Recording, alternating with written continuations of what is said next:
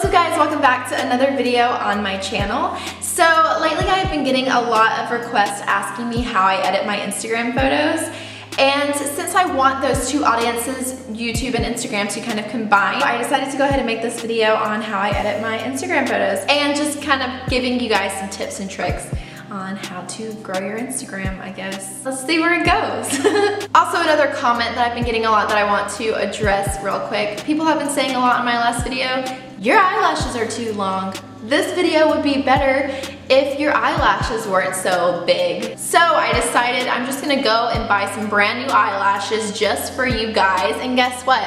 They're bigger than the last ones. So if you guys want to see how I edit my Instagram photos, let's jump on in. Now I know that a lot of people who edit on Instagram, it's supposed to be kind of like a snap your picture with your iPhone, edit it real quick, or maybe just get on the Instagram app and throw a filter over it and then post it. Instant gram. There is nothing instant about my gram. And I don't even really edit my photos on my phone anymore. Let's just start up my screen recording.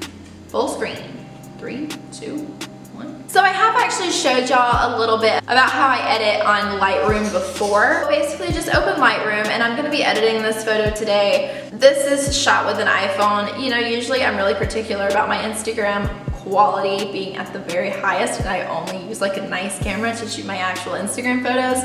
But sometimes I wanna make it look a little more authentic and Instagram. So that's why I took a mirror pic on my phone, but also I took this mirror pic because I wanted to show off this shirt that I'm wearing, and it's my Girl Gang shirt by the brand The Naked Flaw. And if you like this shirt, or if you want to check out any of their other products, I actually have a code for you guys for 15% off your purchase, and I'll put it right here and also in the description box below. Okay, so what you're gonna do is I have presets that I use for all of my photos, and I have a couple that I go back and forth on just to not make it too similar, but keep the similar vibe kind of going on. As you can see, I took 5,000 photos in the same mirror, and I'm going to edit this one from scratch for you. Crop it a little bit just because, as you can see at the top, the mirror kind of went weird, so it's showing a weird reflection on the sides and top, and I'm not really smack dab in the middle of the photo anyway. Usually when I crop my pics, I actually do that on like my phone afterwards when I'm putting it on my actual Instagram, but I'm just gonna go ahead and do it a little bit from here. And you just kind of want to really go by like the squares. Like you want yourself to be pretty much in the middle for a mirror pic like this, unless you're doing some sort of like artsy outside picture and you want to be on one side or the other side. But for a picture like this, it's normal to be in the middle. So after you crop that, you're gonna go to presets at the bottom, and here are the presets that I use. I have this preset that needs a lot of tweaking. I'm not a big fan of it, but I did buy it, so. And then I have this one that is one of Kane and Pia's, and that one actually looks really good on this photo, but I'm going to stick with my own.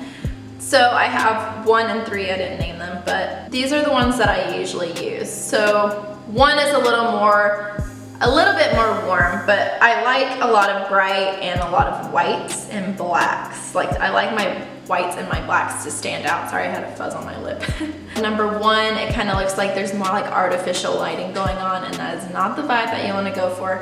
You want the inside of your house to be bright and inviting, I guess. Okay, so then from here, I would just kind of tweak it a little bit with the exposure, contrast, highlights, all that. I feel like all this is pretty good. I might want to bump up my blacks a little bit more dark and my whites a little bit more white, that kind of thing. I really like my highlights saved, so I generally pull them almost completely, if not all the way to the far left end, which this is what it does basically, like if your highlights aren't saved. Temperature and all that is generally good with the presets that I made. I like my saturation lower, but my vibrance higher, and let me just show you real quick what that does.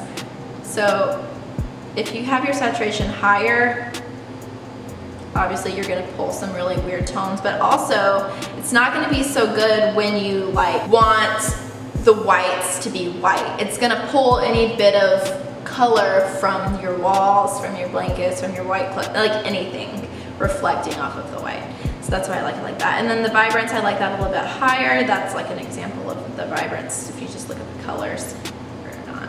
And then sometimes if I want to like adjust the color of particular things in the photo, I'll use the color mixer. And let's just say I want to try and make this plant in the back behind me pop a little bit more. You can change the hue of the plant. Now it's greener, now it's not. So let's make it green. Let's make this kind of like a springy picture, but you know, I don't want it to be like the main point of my photo. It's just the background, so I'm gonna keep the saturation low, but the luminance, I'm gonna actually keep it high. Now this is a very important thing, especially when you're not shooting with your iPhone, when you're shooting with like a camera. You always want to enable lens corrections on your photos. So this is why it's important to shoot in RAW, because this feature will pick it up automatically, the lens type that you used, and be able to fix it based on your lens. Okay, so here's an example. Here's a picture that I took with my dogs, and Maddie's face in this photo is just priceless. Like, she cracks me up. She's like, she's showing it more attention than me. This is the lens not enabled. And then when you enable the lens correction, you can see how it straightens it up. So your lens distorts your photos when you take them, kind of more like a fisheye. And then, so when you enable that and you shot in RAW, it automatically picks up the exact camera lens that you used. And you can change it if it didn't get the right one, or if you're doing it, you didn't shoot in RAW. And then you can kind of adjust it even more from there if you want it straight, which I really like. I like to have my images kind of flat out, as opposed to this. You can see there's a profile on here for an iPhone. I just don't think it really makes that much of a difference. So let's just go ahead and select it and see. 8+ back tool camera, sure. So that kind of makes a difference. It's just flipped. So when you go to the right on a different lens, it could flatten it, but when you go to the left on like your iPhone lens, for example, it does the opposite. I'm so good at explaining terms. And the geometry section, you can do that on here if you'd like. I mostly would do that.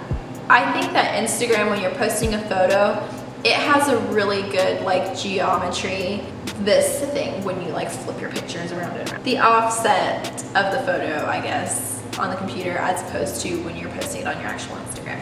That's basically about it for what I do on the computer. Then I would just airdrop that to myself. I feel like it maintains the quality of the photo pretty well. So if you're not planning on paying for Adobe Lightroom, there are a couple of apps that are really great on the iPhone in terms of picture editing.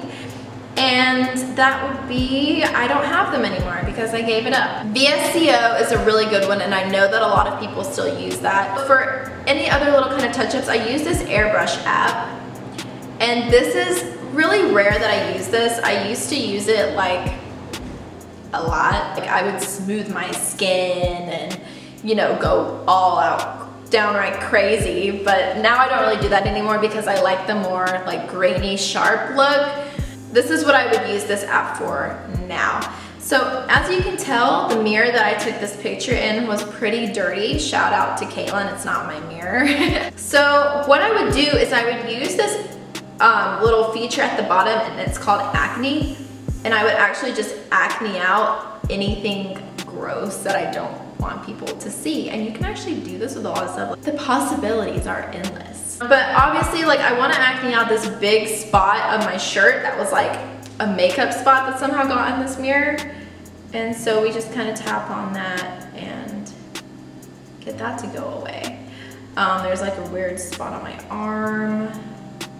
One time I took this photo in Hawaii, and I wanted it was like me standing over a waterfall, and I wanted to look like I was the only one there, even though there were like a bunch of people swimming in the waterfall. So I literally just like pimpled out all of these people. Get out of my photo. So then another thing that's apparent in this photo is I don't like to iron my clothes. So I'm gonna zoom in on my shirt and smooth it out a little bit.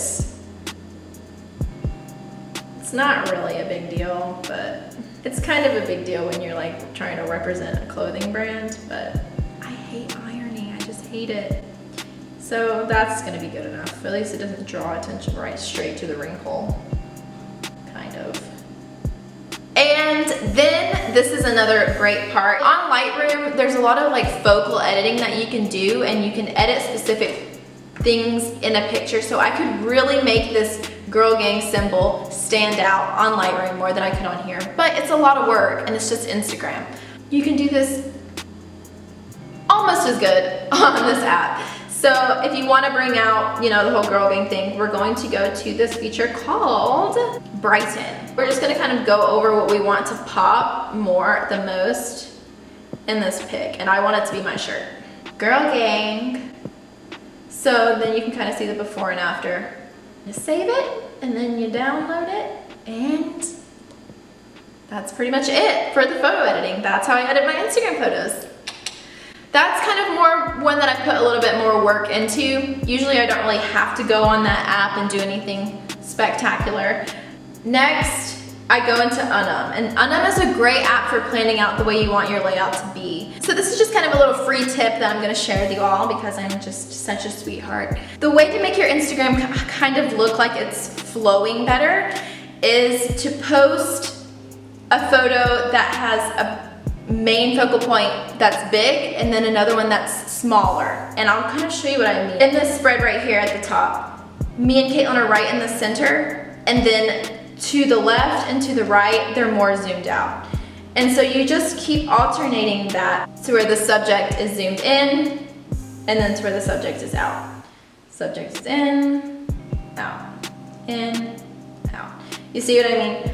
And that just kind of makes it, I feel, have more of a flow, and you're not, you know, like your eyes are gonna go all over the page. It's not gonna go to one section because you have 3 selfies down here in a row. I set up a little FIVERR gig for you guys. If you still want a little help editing your Instagram photos, I'll do it for you. If you don't know what FIVERR is, it's this app where you can pretty much get on and have anyone do anything for you. I've used FIVERR to have people help create like my intros. I think people even will like write your essays on this website. Kind of like the big rage right now, everyone is posting their presets for Lightroom out and charging like 75 to 100 bucks for one preset, and I bought some. I love them. It's really great, but if you don't have Lightroom and you want me to do it for you, jump on FIVERR. I have one review. I helped this one lady do her Instagram, and let me tell you, it looked freaking fantastic after I was done with it. Well, I guess that's about it for this video. Well, make sure to give the video a big thumbs up if you enjoyed it. Make sure to subscribe down below before you go. Leave any comments, questions, general concerns about my eyelashes that you might have, and I'll see you guys next week for another video. Bye guys.